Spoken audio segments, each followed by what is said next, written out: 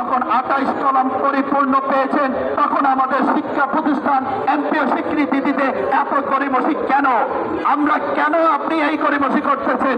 নিশ্চয় আবারও চেষ্টা করতেছেন আমার সময়টা এই ব্র্যান্ডকে ব্যবহার করে কোটি কোটি টাকা ইনকাম করে আবার আমি আমেরিকাতে বাড়ি গাড়ি করবো, এই সুযোগ আর আমরা শিক্ষক কর্মচারী দিব না। আগামী দিন আমাদের অধিকার এই ব্র্যান্ড আপনাদের কিভাবে ঘুম হারাম করে তাদের অধিকার আদায় করতে পারে সেই প্রচেষ্টা সেই কার্যক্রমে আমরা পরিকল্পনা করব। কারণ আমরা দেখেছি এই প্রতিবন্ধী ব্যক্তিদের জন্য অনেক বাজেটের টাকা ফিরিয়ে যায়।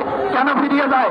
আপনারা দেখেন যত বাংলাদেশে অর্থাৎ এশিয়া মহাদেশে যত বাজেট আছে সকল বাজেটের শ্রেষ্ঠ বাজেট হল প্রতিবন্ধী ব্যক্তিদের উন্নয়নের ক্ষেত্রে।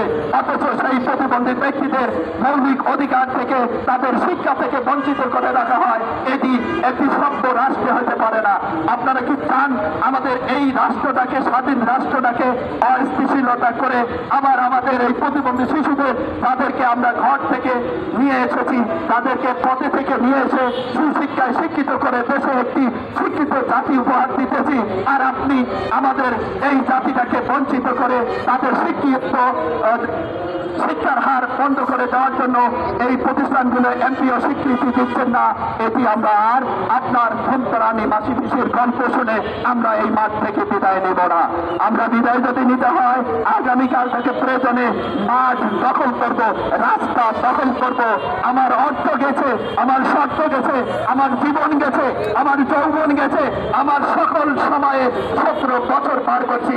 আগামী দিন যদি প্রথম গুলি খেতে হয় আমি আসার কথা দিলাম, প্রথম সারির গুলির মধ্যে আমি থাকবো।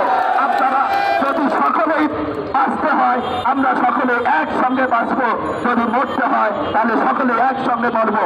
এই প্রতিজ্ঞা দিয়ে রাস্তায় নামেন, তাহলে আমাদের অধিকার আদায় হতে আমার মনে হয় একদিনও সময় লাগবে না।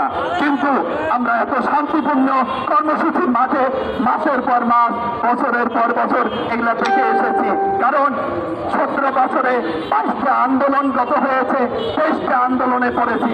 তার মানে আরো কি আন্দোলন করবেন না আমরা অধিকার নেবেন?